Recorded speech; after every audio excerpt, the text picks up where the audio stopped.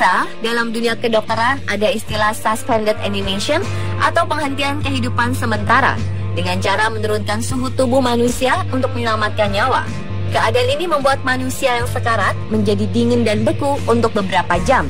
Ilmuwan yang meneliti hal ini adalah Samuel Tischerman dari Universitas Maryland dan Peter Ree dari Universitas Arizona, Amerika Serikat.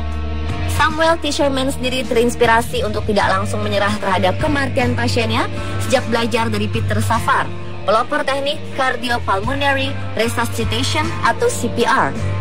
CPR sendiri baru diterapkan mulai 1960-an, tetapi sekarang prosedur ini sudah menjadi prosedur utama pertolongan pertama bagi pasien yang pingsan dan sedang menuju ke rumah sakit.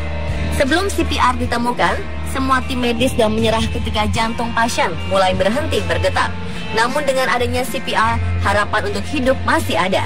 Teknik ini memberikan tekanan pada rongga dada untuk mencoba memijat jantung agar hidup kembali. Di Texas, Amerika Serikat, ada pasien akhirnya kembali hidup setelah mendapatkan CPR selama 3,5 jam. Menghidupkan jantung melalui proses CPR ternyata baru separuh perjuangan bagi tim medis. Pasien yang jantungnya sudah terlalu lama berhenti berdetak berpotensi mengalami kerusakan otak lantaran aliran oksigen tidak sampai ke otak. Peter Safar menemukan cara sederhana untuk mencegah kerusakan otak ini dengan menaruh kotak-kotak es di sekeliling tubuh pasien. Dengan suhu rendah, sel tubuh mulai bergerak lamban dan mengurangi metabolismenya. Pendinginan ini juga mengurangi kerusakan yang bisa disebabkan karena kekurangan oksigen. Samuel Tischerman dan Peter Ree meneruskan apa ditemukan Peter Safar dengan cara membekukan pasien beberapa jam dan mengganti darah pasien dengan larutan garam. Mereka menurunkan suhu tubuh manusia pada suhu sekitar 10 hingga 15 derajat Celcius guna memberikan waktu kepada dokter sekitar 2 jam lebih untuk operasi. Selama itu juga, tim akan mengeringkan darah dari tubuh dan menggantikannya dengan larutan garam dingin. Ketika metabolisme sudah berhenti pada suhu dingin, darah sudah tidak dibutuhkan dan larutan garam dimasukkan untuk mempercepat proses mendinginkan pasien. Penelitian ini menghabiskan waktu 20 tahun sampai akhirnya bisa dibuktikan aman dan efektif. Dan tahukah Anda, kasus-kasus seperti ini sudah beberapa kali dipraktekkan para medis. Inilah kasus pembekuan manusia untuk kesehatan versi on the spot.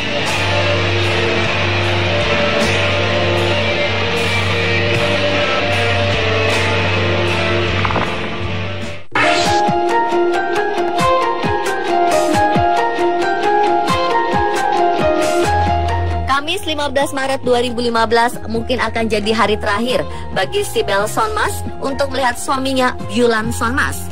Warga Turki ini mengalami serangan jantung dan dokter sudah menyatakan bahwa jantungnya berhenti berdetak. Tim dokter yang menangani Bülent mencoba melakukan upaya terakhir untuk membuat jantungnya berdetak kembali dengan menurunkan suhunya. Hal ini bertujuan untuk membatasi efek kekurangan oksigen pada organ jantung. Tubuh Sonmaz kemudian dimasukkan ke dalam bak berisi es yang sangat dingin. Ternyata usaha ini berhasil menghidupkan kembali jantung Sonmaz. Setelah jantung kembali berdetak, tim dokter menaikkan suhu tubuh Sonmaz secara perlahan hingga ke suhu normal sambil terus memantau denyut jantungnya. Sonmaz pun akhirnya sadar. Sayangnya pada saat itu, ia tidak bisa mengingat setengah memori hidupnya. Ia tidak ingat dengan istri dan anak-anaknya. Pihak dokter memperkirakan bahwa sebagian otaknya mengalami kerusakan ringan karena Sonmaz sempat kekurangan oksigen. Sang istri akhirnya berjuang mengembalikan ingatan suaminya dengan menunjukkan foto-foto keluarga mereka. Setelah 8 bulan, Bülent Sonmaz mampu mengingat kembali kenangannya dan pulih seperti orang normal.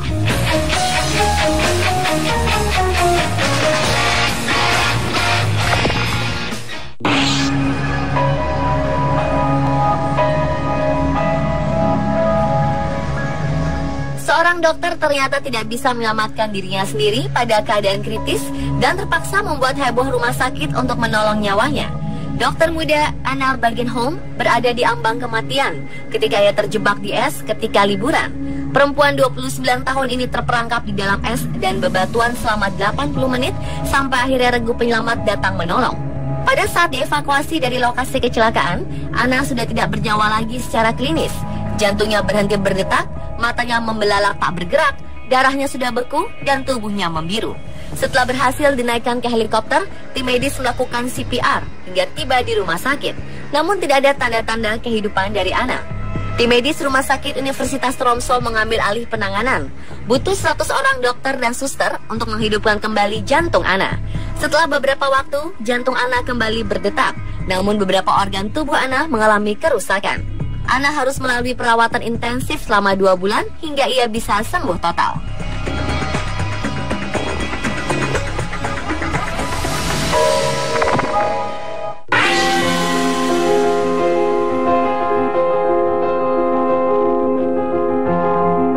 Kasus pembekuan selanjutnya pernah terjadi pada seorang bayi. Sama Az-Zohir baru berusia sebulan ketika dokter memutuskan bahwa ia harus menjalani operasi karena kondisi jantungnya bermasalah, di mana pembuluh darah yang mengalir ke jantungnya terhubung dengan cara sebaliknya. Jantung Sama yang baru berukuran lebih kecil dari bola golf ini sangat riskan untuk dioperasi.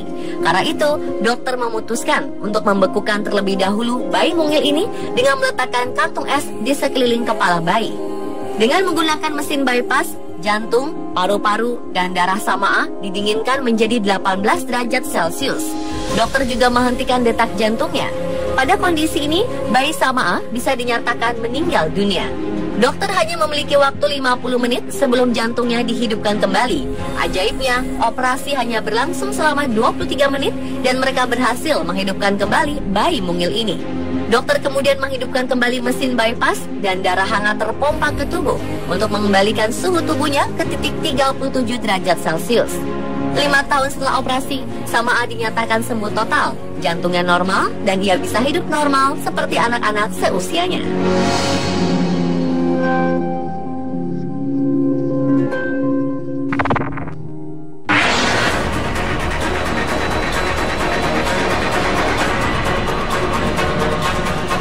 Tragedi jatuh ke dalam es juga pernah dialami oleh seorang balita bernama Gardel Martin.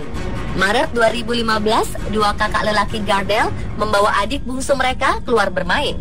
Bocah 2 tahun ini tidak sengaja tergelincir dan jatuh ke dalam sungai. Karena saat itu musim dingin, suhu air sungai sangat dingin. Kedua kakak Gardel panik dan mencari pertolongan. 35 menit kemudian, petugas datang dan memeriksa bahwa jantung Gardel sudah berhenti berdetak. Sambil membawanya ke rumah sakit, petugas melakukan CPR, namun tidak berhasil membuat jantungnya berdetak.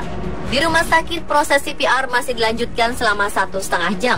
Tim medis bergantian memompa dada Gardel, namun tidak ada tanda-tanda kehidupan.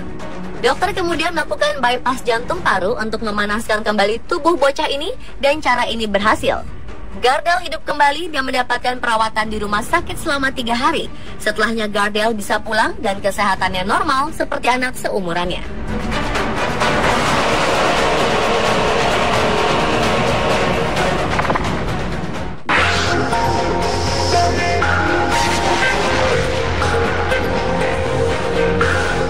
Kasus terakhir datang dari seorang bayi prematur. Luis Milagros, bayi prematur yang lahir 3 bulan sebelum waktunya ini, bobotnya hanya 700 gram ketika dilahirkan. Dokter kandungan yang memeriksa sang ibu menemukan kelainan pada anak ini, sehingga harus dikeluarkan secepatnya agar bisa dirawat secara intensif. Namun ketika lahir, jantung sang anak berhenti berdetak. Dokter kandungan menyerahkan sang bayi kepada dokter anak untuk diperiksa lebih lanjut, namun hasilnya sama. Analia Boutet dan suaminya sangat sedih mendengar berita ini. Mereka kembali ke rumah untuk mempersiapkan pemakaman. Malam harinya, Analia ingin melihat anaknya untuk terakhir kali dan mengambil gambar sang anak sebagai kenangan. Meskipun dokter agak keberatan, mereka akhirnya diizinkan ke ruang pendingin.